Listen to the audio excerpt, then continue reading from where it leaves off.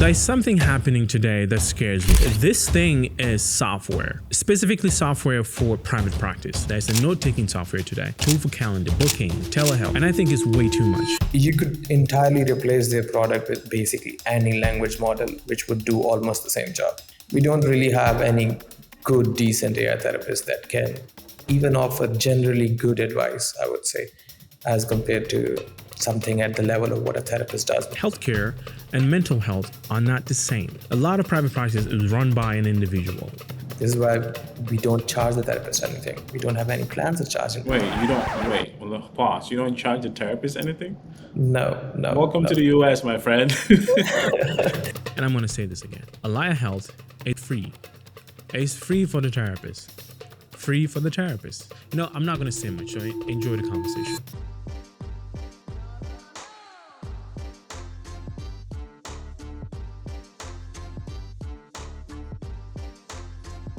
Thank you for being our first virtual guest. And today I want to start the conversation from a post that I saw you shared about AI, just like research studies that are sponsored by or run by AI therapists. And I want to start from there.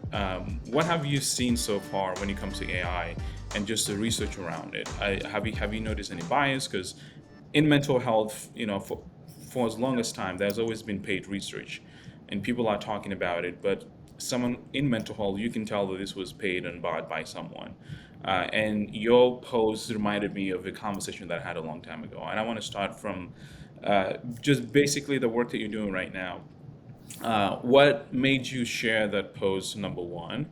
And then what example can you share with us if you can? So you don't have to if you don't have an example, but I would love to have one if you can.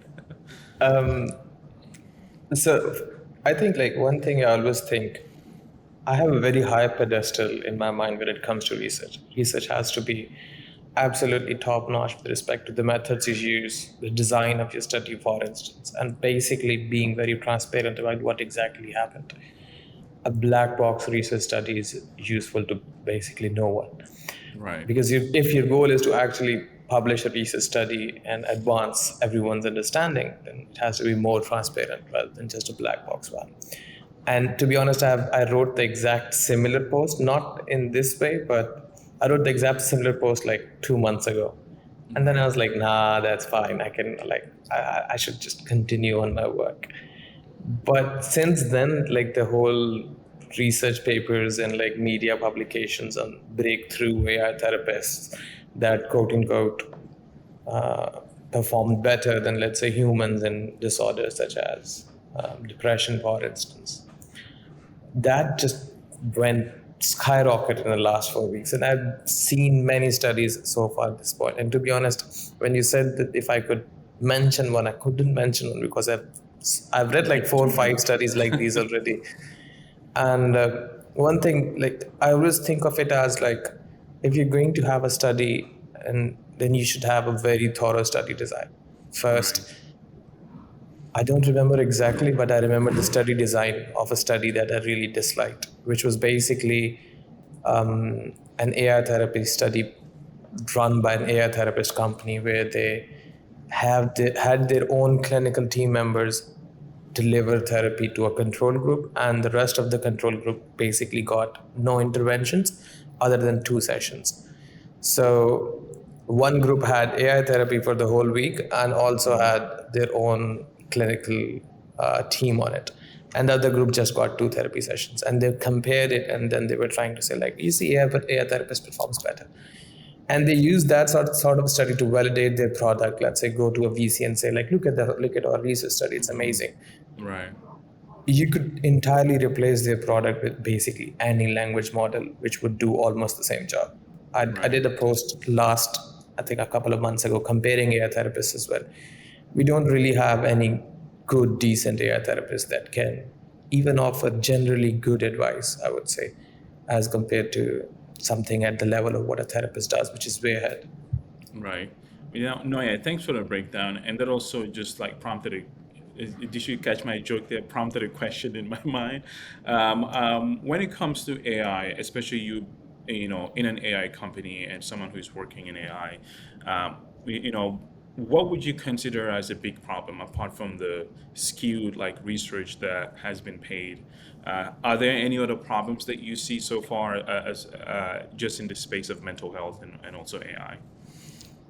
I think something we have to balance out is how do we build AI tools or products that are easy to use but are very much integrated in the workflows? Right. And how do we balance both of these things with the quality of the output as well? So I'll give you an example of like some sort of feedback that we have received at Alia, where people are like, why didn't you build just like a note taker that would join a Zoom session and would take notes? Or would join any EHR session, or could be like a phone recorder app that I can use. That's because the way, for instance, create notes is not something that would take 2-3 minutes. It takes around 5 to 6 minutes, sometimes 10 minutes, based on how complex the patient's whole context is. So balancing both of these things out, and then also balancing the expectations of the market that you're trying to basically pitch these products to, is something that has been quite a challenge that I've seen so far. Now, how we have worked around that and how we think could be anyone who's working in this field could work around that is being very transparent about, hey, okay, this is this, that is why we're not this. This is what we're going to do, this is what we're not going to do. And then have more humans in loop, for instance. Like in our case, we have team members in our provider growth team that meet people that use our product very frequently and just get feedback and stuff.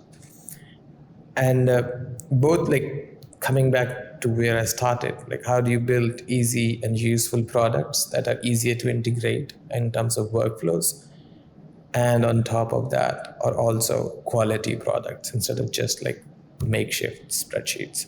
That sort of a balancing is something I would say is one of the key challenges in AI and mental health, if we ignore all the noise around AI therapists. No, yeah, and I actually work with a lot of therapists because we have a platform called Forum Insider, and like most of our writers are all therapists, and we have one particular like writer. Her name is Brittany. I don't know if you see her post. Yeah, she's very vocal in her belief in AI. She thinks that she doesn't have so far she hasn't had anything positive to say yet, and I'm a technologist, but I also believe in like working with the people in this space, not working against them. And like she like wrote a piece where she was like, AI can never replace therapists, and then we kind of talked about it a little bit, and then she has her beliefs, and she wrote about it, and I have my beliefs are that AI will be a great tool for therapists to use, but I don't think it would like replace them 100%. What do you think about that? I was having a session, and to start with, I love Brittany. I think she's awesome. I texted her on LinkedIn as well. Like, I love your posts; they're so well done. I think she also did a post about pair models or something on forum that I read, and I really liked that post because it was just so clear. The other day I was having a session with my growth team, which includes a couple of therapists as well, and I wrote something on top. It says, we don't like AI therapists. We don't think AI would ever replace therapists in any way, for instance. The human element of therapy, for instance, is something that is so far irreplaceable. Right now, we just have, when we think about AI, we have language models that are good at answering a question or creating coherent text based on, you can say, statistical projections. Humans don't do that. Mm-hmm. We don't talk coherently, for instance. When I'm talking to you, I'm not thinking about, am I sounding coherent or not? Like, I should. I'm on a session, but normally if you're talking entirely naturally, you're not thinking about that. You're just saying things that you think are right, for instance. And that makes us human. And if you further add the elements of empathy in it, the aspect of, for instance, how you listen, how you respond to what you have listened, how to curate that space, that is something I don't think I would ever be able to do. It's a bit dense, kind of I would say it's a slightly more technological aspect, but for individuals that are actually interested in whether AI would ever catch humans with respect to true understanding, there's a thing called ARC price, ARC, and that measures how simple puzzles that a 16-year-old or even in some cases 8-year-olds can do, how good our AI or language models are at that. The highest we have gotten so far with a lot of fine tuning, which was the winner of the previous prize, is 41%, whereas an 8-year-old kid can do up to 92%. So it basically means like we haven't, when we think about AI, it's not intelligence so far right now. So that's why it can never replace humans. With how we think AI and therapists in that space could work is something I've mentioned previously. You have to build workflows that are focused with the therapist being like the sole beneficiary or the user of that workflows instead.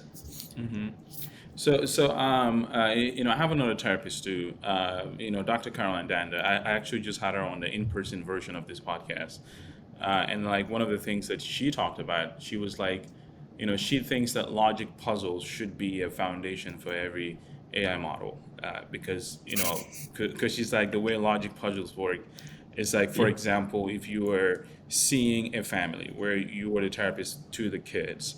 And in order to help the kids, you have to talk to, the mom, the dad. You have to take, feedback from every member of the family, so that you can meet everyone where they are in order to help the child.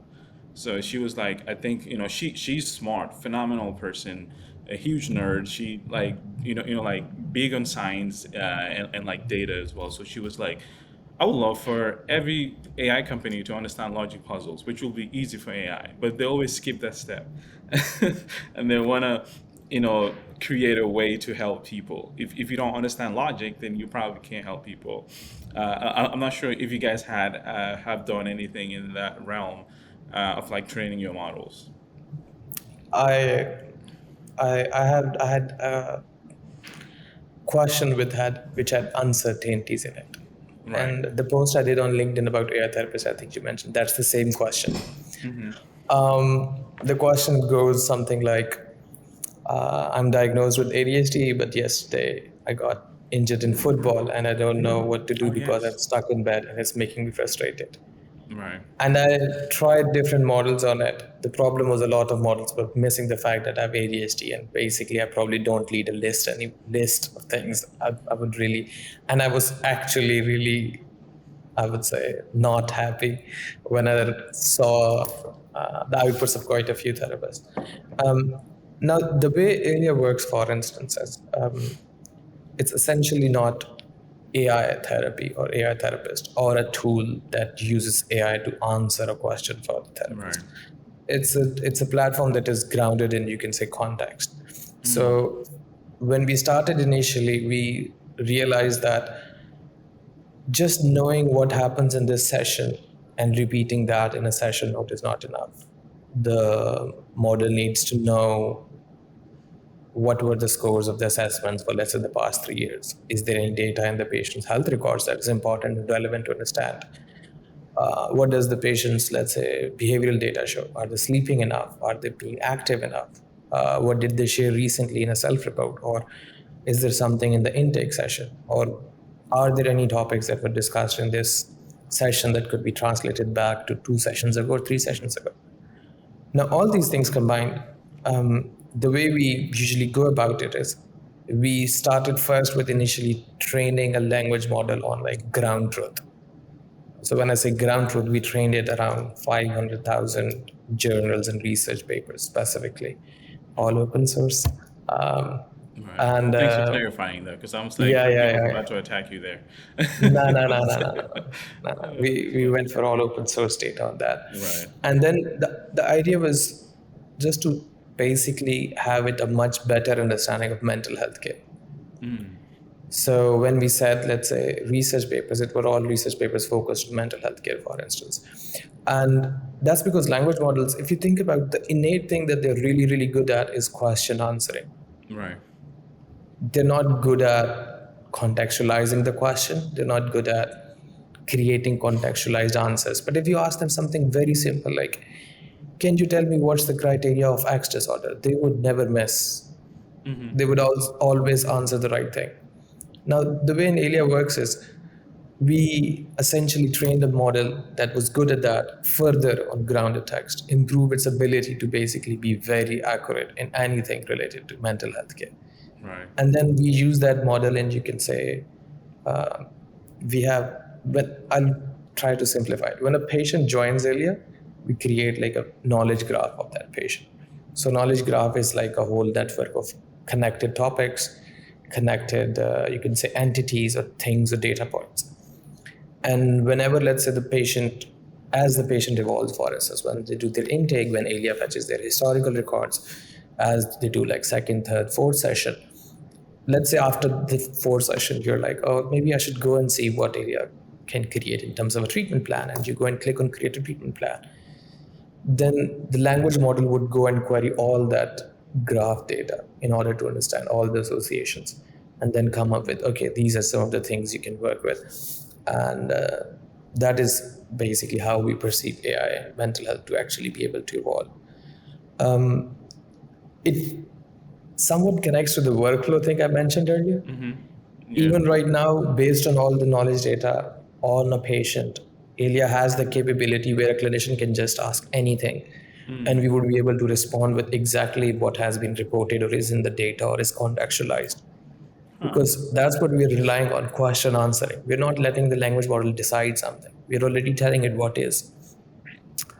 But the problem being is, how do we embed something like, for instance, an AI chatbot or an AI sort of a question answering thing in a product that is just focused on, let's say, documentation, treatment planning, taking assessments, for instance. So yeah, we're just taking it slowly. Right. Right now, we have opened like a platform is being used by mental health professionals. So we just focused on feedback. Whatever feedback we receive, we're working on that. Yeah, I mean, I do like the fact that you guys are taking it slow, because I think a lot of, like startups in the space are just trying to just disrupt and just create and just go into it. And it's funny because I had a founder on my podcast, which is coming out here soon.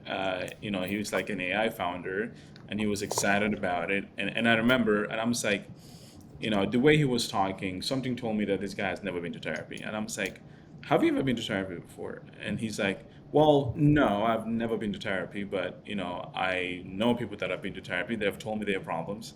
I'm just like, yeah, I get that, but like, have you been to therapy? I'm like, and he's like, no, I have not. I'm just like, okay, would you be open to going to therapy maybe for 6 months before you launch this?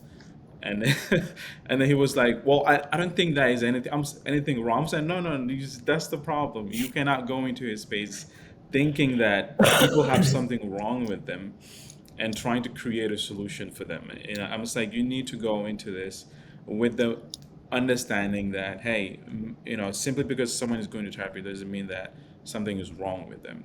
Maybe they just want to, be better at, some aspect of their life. There are people that actually have, severe, like mental illnesses that need, not only therapy, they need actual medication. So I'm just like, go and understand this first, and then come and build your product. Be the customer and come out and then try to like create that. Do you see that in your like in the AI space, where founders that have no clue of AI, which I'm sure is happening, that are building AI products, but they're really good at talking what AI is, but they have zero idea of the logic behind it. I think I'm glad you said that. I do see, like, towards the end of 2023 and from 2023 to, let's say, late 2024, we had this big boom where every startup, for instance, that had like an AI agent in the word, for instance, would always get funding. They would be like booming. A lot of the times I met quite a few advisors of my own. They were like, why don't you say it's just an AI agent for mental health providers? And I used to say it's not an AI agent for mental health providers. Like, I wouldn't say it just for like the sake of marketing it. So there was like a big boom. But what you said about people actually knowing your market, like in this case, if you're building in mental health, knowing the mental health space as someone in the space as well, that resonated quite a lot, because we were never building what we're building right now. Me and Amy, my co-founder, we started with something entirely else. And I would like to just quickly narrate that. So Amy had a whole history of basically being misdiagnosed for over 3 years and then having anorexia at the same time. And then eventually, when she got the diagnosis right at the age of 19, for her, it was like a breakthrough moment. And she was like, so from her words, I'm quoting her, I hope I'm quoting her right.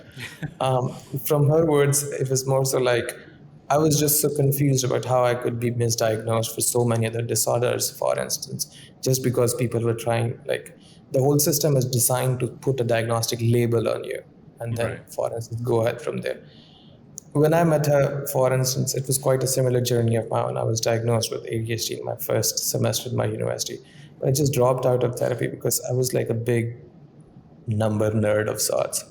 And I could not see myself improving in the therapy, where it was more so about, hey, you should try this, like from an intervention perspective, more on medication side, rather than actually hacks side.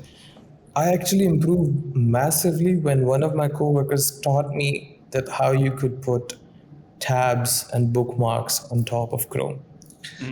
And like from an actual functioning perspective. And I Yeah. was like, why didn't I know this before? I Right. used to have like 30, 40 tabs. So we started with building something that allows people to connect in peer support groups that have had similar journeys. But we realized it was quite an intensive space, especially from a regulation standpoint.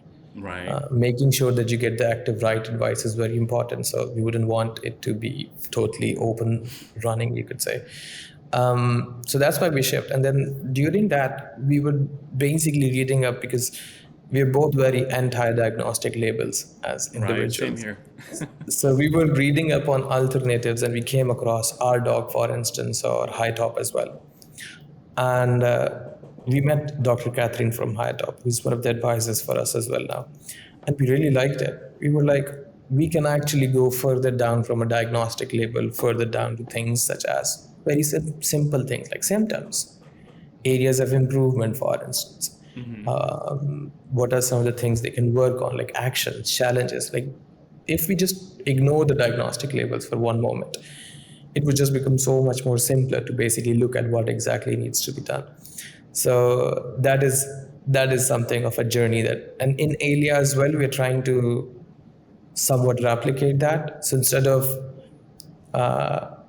while we do allow clinicians to see what could be some differential diagnosis, that differential diagnosis is informed by around 25 traits. That traits are basically informed from HighTop.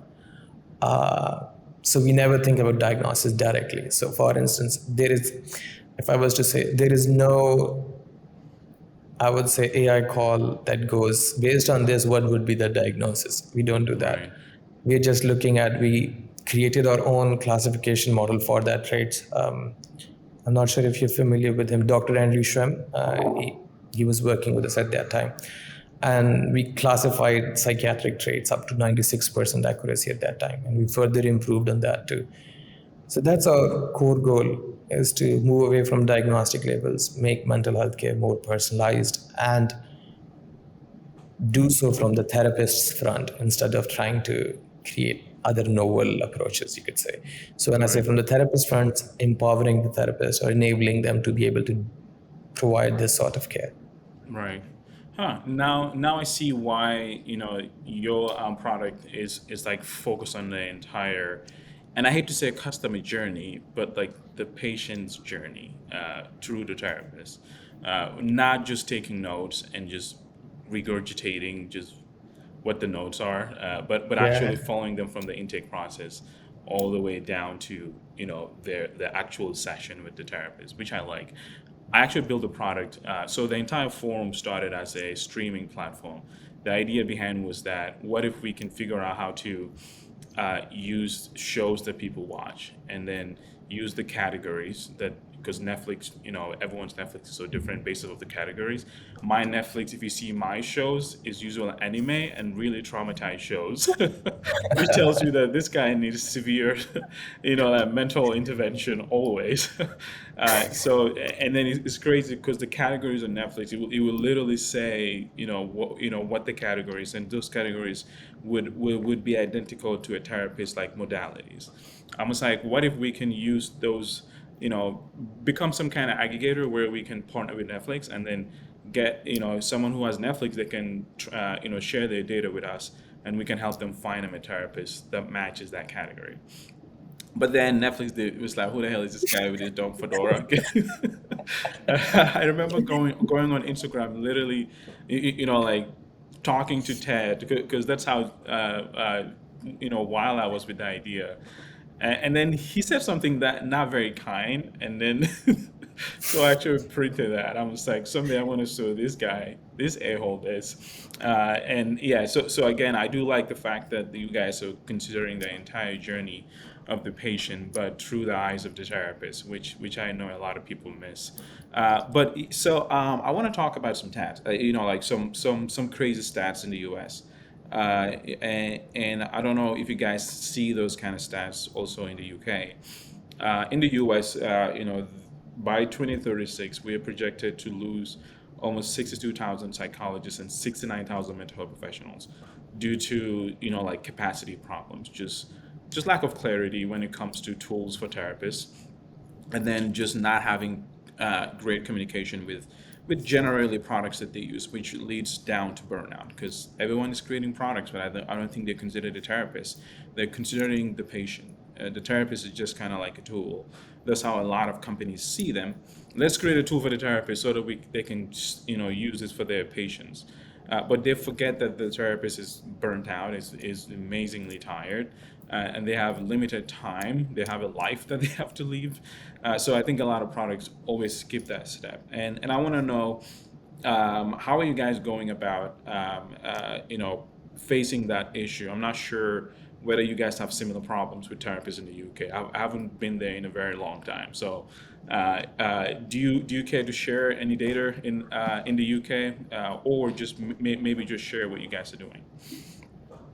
Yeah, to be honest, so for context, our product is currently available only for the US. The same way you couldn't Nice. get Okay, there through you go. Netflix, we are still struggling to get through NHS. Oh yeah, I do hear Yeah, because, some like yeah. like things about UK and being difficult to like I would say etc. like for instance, and I'll give some context behind why that's the case. In United States, a clinician can access a patient's mental health records from basically anywhere in the US, and there's technology that supports that.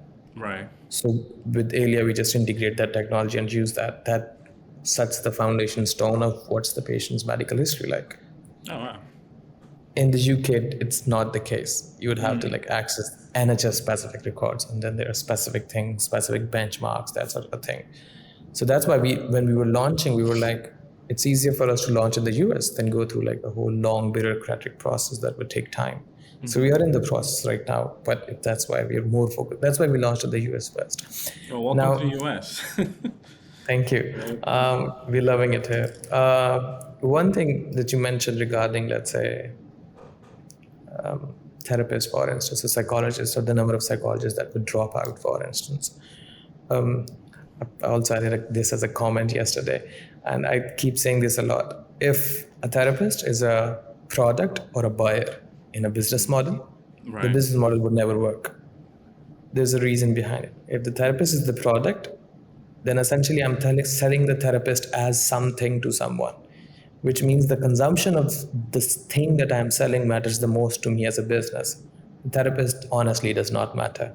Right. And if the therapist is the buyer, then the aspect of the therapist buying the product matters the most to me. And if there are not enough good products for a therapist in the space, then I can go ahead and create like an average product. And as long as the therapist buys, it's just like a number on my annual revenue. And until and unless enough therapists stop buying these sort of products, that sort of business model would also never put therapists in its front. There has to be, like the way we at Allia perceive is the therapist has to be a partner in the business model. This is why we don't charge the therapist anything. We don't have any plans of charging. Well, pause. You don't charge the therapist anything? No. Welcome to the US, my friend.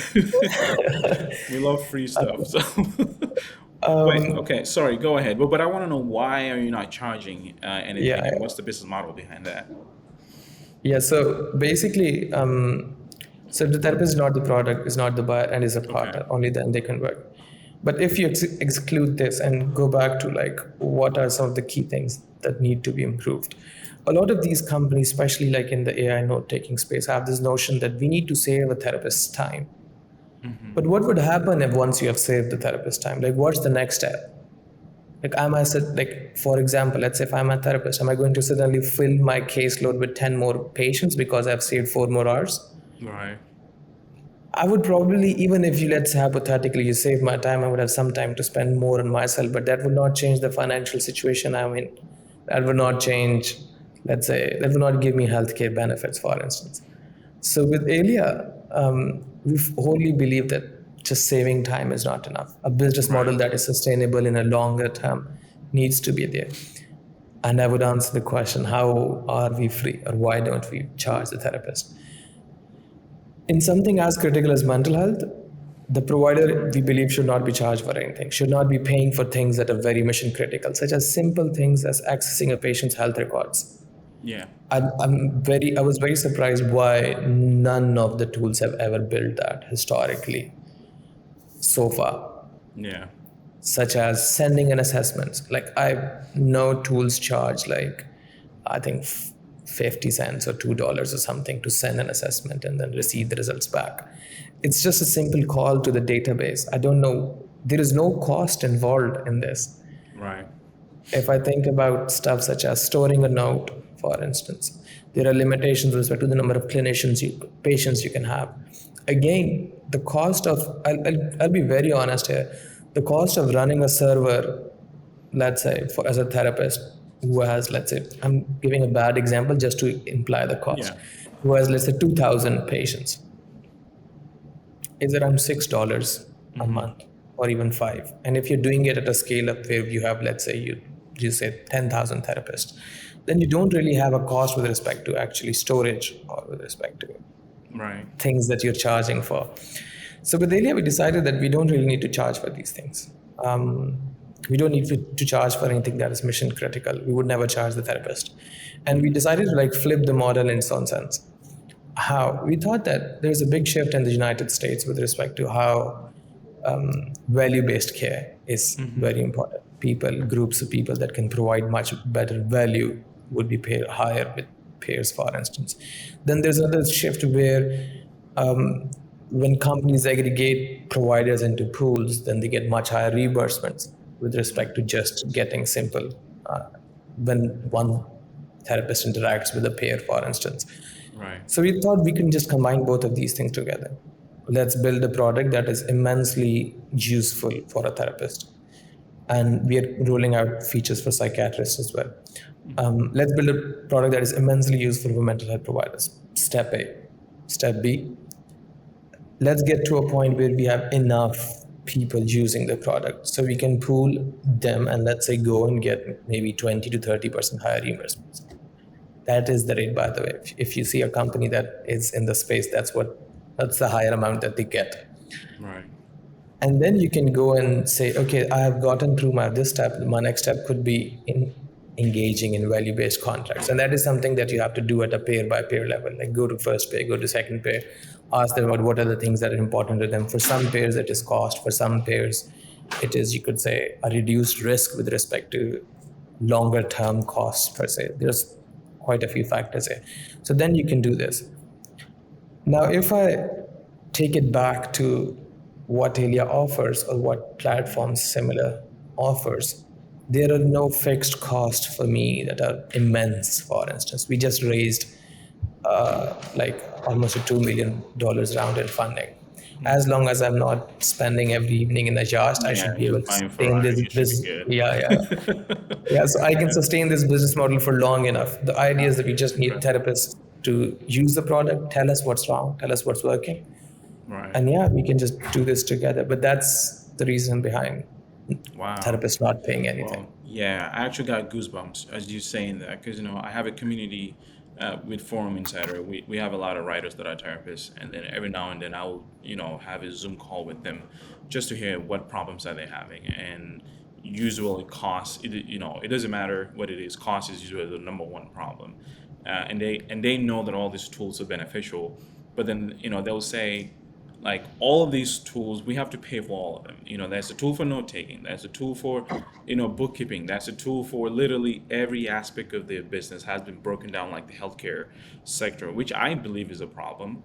Because to your point, you guys are actually not charging, which is mind blowing, and you're transparent about just the costs. I'm very familiar with the healthcare space. I know that a lot of customer data is free in the US. It's just that you just have to request it and then get access from from the patient itself. But a lot of companies decide to charge for all of those costless processes. But you guys are saying, no, we're not going to charge. We're just going to tell you how much this cost us, and that we are going to make it free for you guys. So on behalf of all the therapists, stress therapists that I talk to, thank you guys, because I think this is amazing. I saw your post a couple weeks ago. I was like, I've never seen a founder talking like this in the AI space.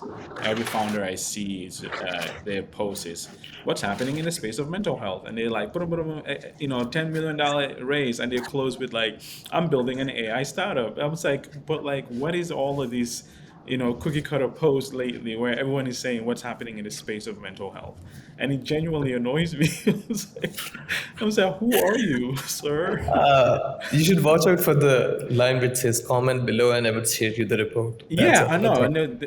Comment breach. Yeah. And I'll breach you with all. I know. I'm To be like, what honest- is happening? Why is everybody doing this? It literally frustrates me. I was like, To be honest-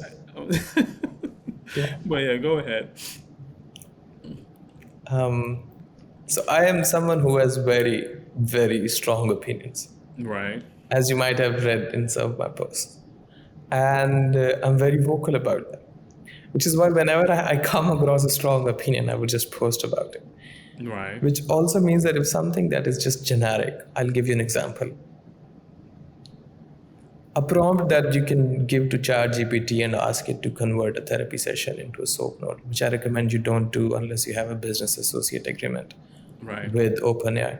But that sort of a thing, like prompts, do this, little hacks, I don't do that sort of post. I think if you're a founder in this space,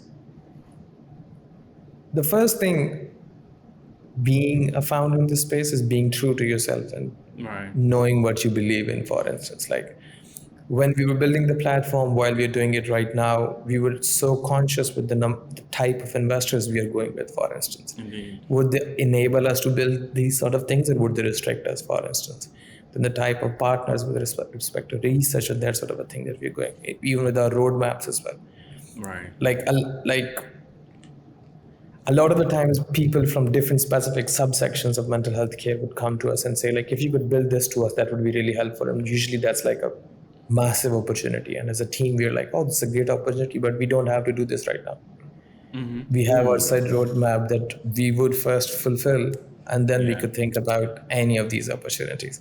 So that is something like that is why you can see more of these sort of posts. Sometimes I hold back as well, but let's see. Yeah, I mean, I've been having fun with like comments. I actually just commented on a post like a few mornings ago. Some guy was talking about AI, and it sounded like he's talking about he just solved the science behind the black hole. And I literally said, I'm going to save this for one day when the apocalypse comes, so that I can use this equation to solve it. So lately I've just been having fun. I'm like, you know what? I'm tired of stressing. I'm just gonna just be commenting smart, like comments if they pick it up or not. Every now and then someone who doesn't pick it up will like, wow, tell me more. I was like, everyone is using like AI to comment so fast. I was like, what's happening in the world today? But yeah, I do want to close by actually putting a definition of what the company is, Allia, because we've kind of referenced the research, the work that you guys do. But to close out the conversation, what exactly is Allia? Just so that I can better get a grasp of what the company is, which I think I do so far, but I want to hear from you on a most basic level. What is Allia? And am I saying the name right? Yeah, Allia is fine. Yes. Allia. Okay. Yeah. Yeah, what's the story behind the name first, actually? The story and the pronunciation don't connect, which is funny. The Oh, story let's hear it. actually, so I told you we were building the peer support platform. So Yes, we you were. said the thing about peer support is being an ally. So you'd say Allia.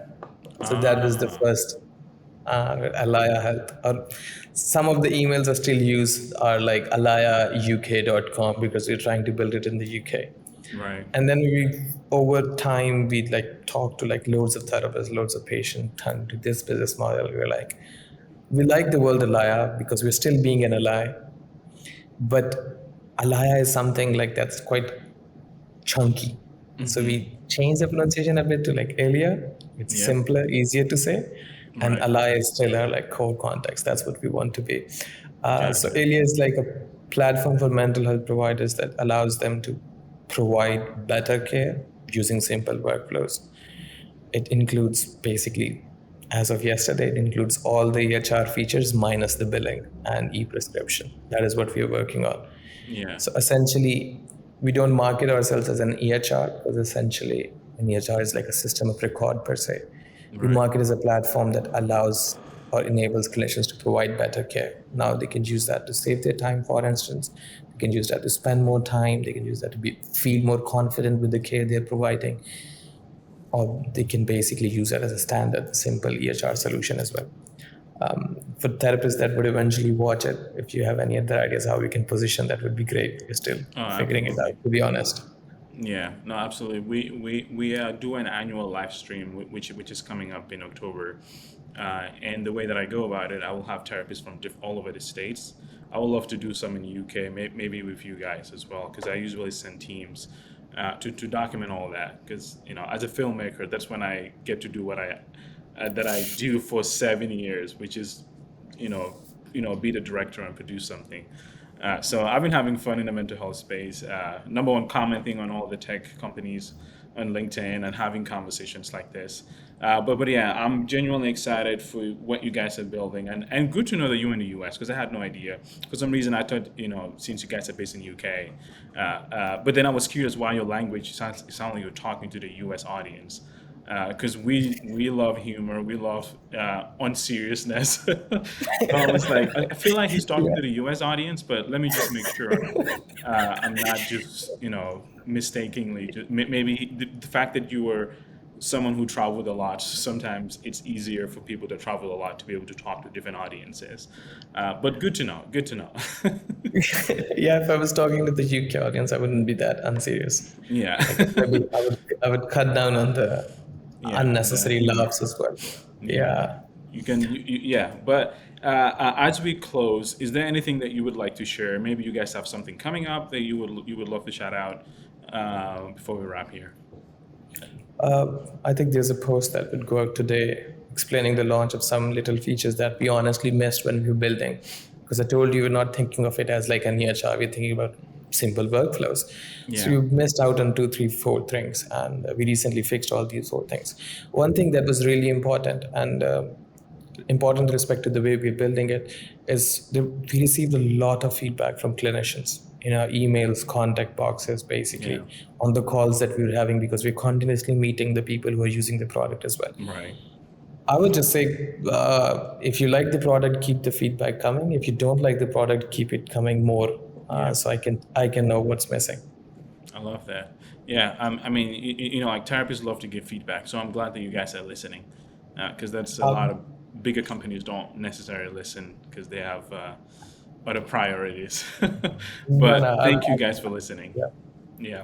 Well, this has been amazing, and I look forward to sharing this episode because I think, especially my little community of therapists, they would love to have a free product that actually includes everything, and I look forward to the billing as well because that's a big thing currently. So there are a few companies that I personally know that are doing a good job, but they're like QuickBook prices, which I get. I do have Our a billing couple of would be, members. Yeah, yeah. So we have, yeah, oh, you we have have billing done. as well. No, no. I said we have run some projections.